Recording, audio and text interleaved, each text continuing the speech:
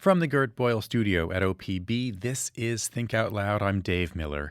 A dismal ski season in the Northwest is coming to a close. At Mount Hood Meadows, the largest downhill operator on the mountain, the season did not start until the end of December. It was the latest start in about 30 years. Now it's going to end early.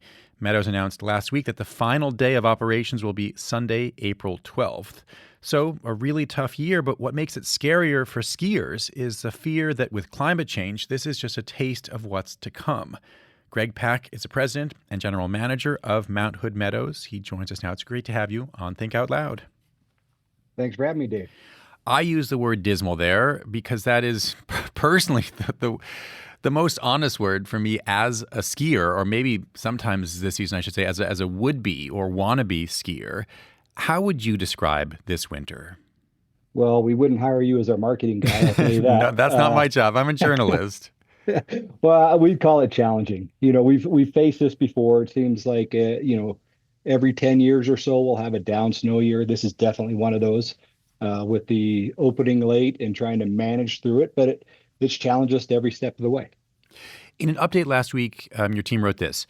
Our team has been working hard day and night all season long to get this mountain into the best shape it can be with the conditions and cards we've been dealt. Can you give us a sense for what's been happening at night and behind the scenes to make the most of the limited snow that's fallen? Well, we have to get really creative in years like this. We actually harvest snow from our parking lot. So we won't put down gravel early season. We won't have ODOT plow the lots because it is a snow park. We'll push it into piles, and then we'll take that, put it into snowcat dump trucks, and then haul it around the mountain to some key areas where we always need a little bit of extra snow. But this year we continued snow hauling throughout the entire season. So anytime it snowed, we were going to all reaches of our permit area to grab snow on the mountain in the parking lots, and had to really reconstruct some of the areas of our mountain because they were just melting away and not a big enough base. So our snowcat drivers who have just crushed it. I mean, we're getting so many great guest comments from it because you could look around on your drive up or just look around the mountain and there was no snow anywhere except on the trails where they were putting it. And every single night they'd have to put it back because it's unbelievable, but each skier can move about 1 million pounds of snow in a day with all the turns. So they grab it from the... I've never heard that. One skier can move 1 million pounds of snow by just turning and turning and turning over the course of a day?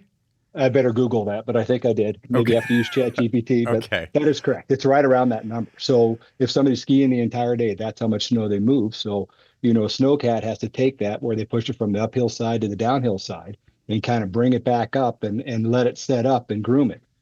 So it's been very challenging on them, but we celebrated them a number of times just for all their hard work, and they were way into it. They just were like, hey, they were proud of what they were doing, and we are proud of how they were able to make it happen. How late on average do you go into the spring? Usually we go in about the first week of May. And, a few years ago, we went to the third week of May just because we had a little bit later start. But then the snow came in heavy and we had a really good base. We're like, let's keep this going. Let's give as much skiing and riding to our guests as we can. So we decided to stay open. But, May is the right time. Unfortunately, Dave, like the economics of the business, usually in April, you start going backwards. And you'll see like most major resorts in like Colorado, whether they close the first week of April because they know they're losing money. We do too, but we want to honor our pass holders and our guests and provide the longest season we can. So we continue to do it. But, this year we could just see the writing on the wall. And we really wanted to give people as much notice as possible instead of what we were seeing out there where there were resorts out on Friday, just make an announcement saying, hey, we're closing Sunday. Like, that's it. We could see it coming. We know what our base is. We wanted to give everybody as much notice as possible. Well, what did go into that decision to shut down? Again, this is 2 Sundays from now, so this is on the 12th of April. What actually went into that decision? Our snowpack, the snow water equivalent, there's a formula for doing that. It's really the snow depth and density and the snow or the water equivalency of each. It's 21. Right now. And normally that's like 53 or 54. So we're only at about 232 inches of snow so far this season. Well, we could be close to 400 in most. So as you look around the area, we already had to close Hood River Meadows, which is at much lower elevation. That's at 4,500 feet. Just to be clear, that's Um, the lower part of the mountain. There's another place where correct. you can park there, and there's a lift that takes you to the sort of central area of the mountain. But that's lower elevation. That's been closed for weeks, right? Yeah, we had to close it. We were putting it together and just allowing people to ride back down to their vehicles at the end of the day, not lap that for a while. In fact, the cat drivers were like, please, Greg, don't let anybody ski or ride on this. We can put it back together, but it'll only hold up for a couple hours. Hmm. So yeah, we did that. We knew that was going. If you look around our base area and you look up at some of the trails and some of the south facing trails, the snow's just gone. We know the snow depth. Our teams, we have a ton of people who have worked there a long time, 30 plus years, 40, 50. They've seen it. We just all got together and said, can we make this happen? Reality is, we knew it wasn't going to happen, so announced it early. What has this meant for your employees? I mean, you were talking about the snowcat operators, but there's also sort of people who are grooming. There's also lift operators, there's back end folks, there's people who work in the lodge, instructors. Not only did you start late and you're ending early, but there were even some closure days early on in the during the season. What's this meant for all the people that you employ? It's hard on them, and it's exactly one of the reasons why we wanted to announce early on so people could prepare for that.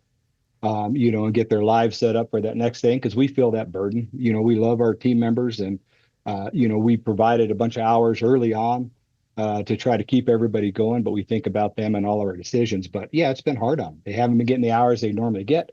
Our instructors, the patrol, typically we need the same amount of ski patrollers every day because of the amount of work that needs to happen on the day. Lift operators, not as many lift operators due to the number of lifts we were running every day due to the snowpack. So yeah, it's hard on them, and we do feel for them. I know that this is just 1 year, and you said, that this happens every 10 years or so, but the future we're talking about is different than the past that we have experienced. The Climate Change Research Institute at OSU found last year that the state's annual average temperature increased by 2.2 degrees Fahrenheit over the last century and is likely to be as much as 5 degrees warmer in the next 50 years. And then more specifically in terms of skiing and what we're talking about here, snowfall is projected to decrease by as much as 50% by the end of this century. Those are statewide numbers. How much do you think about the future of snowpack on Mount Hood? We think about it all the time. It's our lifeblood. So, we're fortunate that our main base area, is at about 5,300 feet. So we're higher than some of the other resorts. We also have Cooper Spur, and unfortunately that did not get open this year because it sits at a much lower elevation, in fact, lower than Hood River Meadows or other base area. But we think about it, but we'll have skiing up high, and Mount Hood typically delivers a fair amount of snowfall. So in the near future, we know we're good. Long term, that's stuff we can't control, but we'll adjust our season and, what we can do on our own accordingly. At what point does a ski resort become unsustainable? At what point are there too few operable days that you just can't get enough revenue to pay for the tons of people that we were talking about earlier that make it possible and safe to operate on a mountain? I don't know that there's a number of days, especially in Oregon. I've been part of other large ski companies that did it in a 90-day season, and they did 350,000 skier visits in that. And they did day and night skiing and just made it happen. So if people want to ski and ride, which, people are really passionate about it, they're going to find a way to make it happen. And it's one of the nice things we have up here is we have night skiing 5 nights a week. So people can work their regular day jobs and still come up here. We'll still have that. So I think those number of days would just be condensed in that scenario. But I think we're a ways off them. I want to turn to other ways to get by. Is snowmaking, which is, in my mind, never been a huge part of Oregon ski operations that I've seen, unlike other places in the Northeast, how much could that help you in the years to come? I wish it could. But, if you look at this year, Dave, we are getting a ton of moisture early on. In fact, there was flooding and flooding out roads, if you remember that time. Up in Washington, where roads are flooded out. Even Highway 35 got flooded out and closed for a number of days. Right. The problem, it was temperature, in other words, not precipitation. Yeah. So we don't have the early season snowmaking temps, the wet bulb temps you need to make good quality snow. We do have snowmaking, but it just, doesn't deliver on Mount Hood. By the time it gets cold enough, we have plenty of snow. Then are other ways that places that operate in the winter and ideally in the spring as ski mountains get by. How much are you thinking about boosting off-season revenue, whether that means events or weddings or conventions or tours or Ski Bowl, which has an alpine slide, all different ways to make money in the summer or early fall. How are you thinking about those kinds of revenue boosts right now? That's a big focus of ours and what we've been working on the last few years. We don't want to be a Disneyland, type scenario. That's not who we are. We have some incredible wetlands and beautiful wildflowers out here. We built 9 miles of hiking trails to be able to get people up here. That's working. We're doing a number of weddings, and people are just finding the wedding venue spectacular and incredible backdrops. So we're doing more weddings and events in the summer, and we have food and beverage so people can come here and hike. And the great thing is a lot of the other snow parks or trailheads are extremely crowded. We have these huge parking lots that we have for the winter. So we have great access to the mountain for people to come up. So we'll continue to build on that. We'll look for some bigger amenity type stuff. We're working on that now. And hopefully within the next few years, we'll have something. What are you thinking about? Can you give us a sense? Well, it's still up in the air and we have to work with the Forest Service on that. But, we've looked at some high ropes course type activity, some maybe summer type skiing, those kind of things on artificial grass. There's some great ways to do that. And maybe even some via ferrata type stuff, but all stuff way too early to make a decision. We're outlining some of that stuff with the Forest Service. And of course, anytime you make a decision on something like that, it has to go through the NEPA process with the Forest Service. And we go through all that at that time. These are all conceptual type things. Are you a skier yourself? I'm a skier, snowboarder, telemarketer, Nordic skier. I love winter. Okay. That's why I'm in this business. I assume, but I don't want to always make assumptions without verifying. I'm just curious what it's been like for you this year on those rare days when everything came together and you could enjoy the sport that you love, that the feeling of, I don't know, flying or floating in a controlled way down a mountain. What's it been like? I haven't got the same amount of days I got in last year. I'll tell you that. I'll be honest. But the days I've had out there, like just talking with the guests on the chair, everybody's just been so thankful and really just appreciating what we have because you can see what it's taken to put it together. And I feel the same way. I feel the same gratitude to our team and just thankful that we're skiing and riding because there are resorts that never got open this year. When you go up, even just around briefly, when you go up in a chairlift, do you tell people who you are, or are you more like a secret CEO? I'm secret. I mean, I'm wearing a uniform. I Oh, don't okay. hide that. But if they ask if I work here, I say yes. And they say, "What do you do?" I say, "Well, I drive a bus. I drive a snowcat." I say, "I'll do whatever it takes." And they usually get it out of me by the end of the ride because I'm answering a lot of questions pretty broadly. Greg Peck, thanks for your time, and here's to a better next season. All right. Thank you, Dave.